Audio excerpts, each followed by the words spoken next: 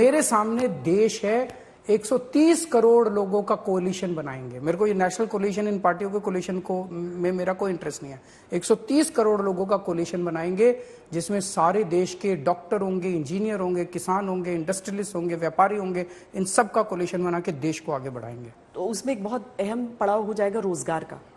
रोजगार को लेकर आपको बीजेपी लगातार घेरने के लिए लगी हुई है और कह रही है कि अरविंद केजरीवाल जवाब नहीं दे रहे हैं कि वो 12 लाख लोग कौन हैं जिन्हें नौकरी दी गई है। वेबसाइट पे है 101 लाख तरफ से आंकड़ा है कि आरटीआई के अनुसार सिर्फ 3,246 लोगों को नौकरी मिली है। बीजेपी के ऊपर आप ज्यादा ध्यान मत दिया करो, बीजेपी यूं ही बोलती रहती है। आप बीजेपी के ज्यादा प्रश्नों के तरफ ध्यान देते हैं। 5 राज्यों में से कितनी जनता बीजेपी ने ले लिए, तो सवाल तो उनके आएंगे। देखिए अरविंद, एक मिनट, जनता दिल्ली में हमसे खुश है इतनी ज्यादा, इसीलिए 70 में से 62 सीट दे दी। अब पिछली बार 67 सीट दे दी, तो रोजगार दे ही रहे होंगे, तभी दे रही है। और बिजली दे ही रहे होंगे, ऐसा नहीं हो रहा, विकल्प नहीं है, इसीलिए हो सकता है दिल्ली में विकल्प नहीं हो रहा हो। तो आप मानती हैं कि बीजेपी अब विकल्प नहीं बचा?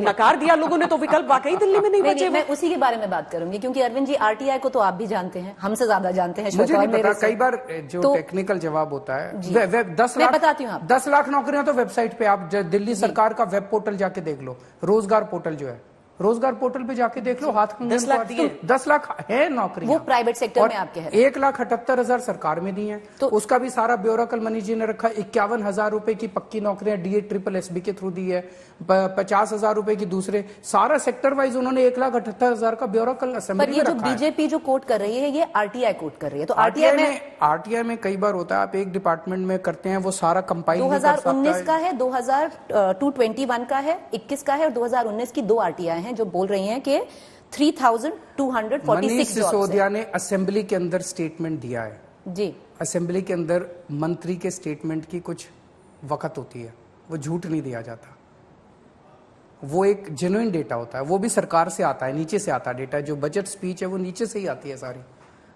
सारे अफसरों की पूरे राज्य की कंपाइल होके आती है। तो आप इतना ज्यादा बीजेपी पे भरोसा मत किया कीजिए। आरटीआई में कुछ गड़बड़ होगी, पता नहीं, मैंने तो देखी नहीं क्या आरटीआई भी क्या पता नहीं सच बोलते हैं झूठ बोलते हैं। अच्छा ये बताइए कि अब तो पंजाब जीत लिया आपने, दिल्ली के पोल्यूशन की समस्या सुलझ जाएगी? अब कोशिश करेंगे, उसके ऊपर बातचीत चल रही है और समाधान निकालने की कोशिश कर रहे हैं। मैं समझता हूं कि जल्द कुछ ना कुछ करेंगे, क्योंकि यहीं से मैं सहमत हूं आपसे, मैं सहमत हूं, मैं अपनी जिम्मेदारी से भाग नहीं रहा हूं।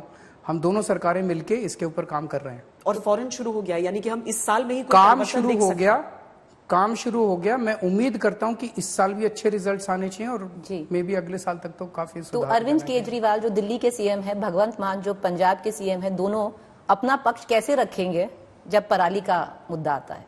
हम काम करेंगे ना। अब क्यों ये शुभ बोलिए, आप कहिए कि भगवान से प्रार्थना है कि सॉल्व हो जाएगी। कोई एक्शन प्लान है अभी? जल्दी अनाउंस करने वाले हैं। हाँ। तो आपका भी उसी तरीके का प्लान, यानी कि एक तरह कांग्रेस को क्रिटिसाइज इस बात के लिए किया जाता है कि एक जगह हार जाते हैं अगर, तो उसके बाद वो छोड़ देते हैं पूरी तरीके से, लेकिन अरविंद केजरीवाल सीधे गुजरात पर निशाना लेकर वो वहां पर जाना शुरू करने वाले हैं, यानी काम और चुनावी काम दोनों साथ साथ चलेगा? बिल्कुल चलेगा, लेकिन फिर भी अपने आप को आप वही छोटा आदमी कहेंगे कि नहीं, मैं अभी वर्सेस के विकल्प में नहीं हूं? आप विकल्प दिल्ली के अंदर और पंजाब के अंदर जो हुआ वो इस देश के एक छोटे आदमी ने ही किया है। 10 साल पहले मैं क्या था आप जानते थे? आपने सुना था अरविंद केजरीवाल का नाम? नहीं सुना था। एक आम आदमी हूं, एक आम आदमी पे जनता ने भरोसा किया, और चूंकि मैं एक आम आदमी हूं, लोगों की समस्याओं को समझता हूं, इसीलिए लोगों की समस्याओं के ऊपर काम किया। 75 साल के अंदर आप तो इतने अच्छे पत्रकार हैं, इतने सीनियर पत्रकार हैं, मेरे को बता दीजिए एक चुनाव के अंदर एक भी पार्टी ने कभी ये कहा हो कि तुम्हारे स्कूल बनवाऊंगा इसलिए वोट दे दो? कभी कहा है? तुम्हारे अस्पताल बनवाऊंगा इसलिए वोट दे दो? या ये कहो दिल्ली में स्कूल अस्पताल अच्छे कर दिए, आके देखो। पंजाब के अंदर मैंने जाके कहा था कि दिल्ली में किसी को भी फोन कर लेना, केजरीवाल कैसा काम कर रहा है, और अगर वो कह दे अच्छा काम नहीं कर रहा तो वोट मत देना।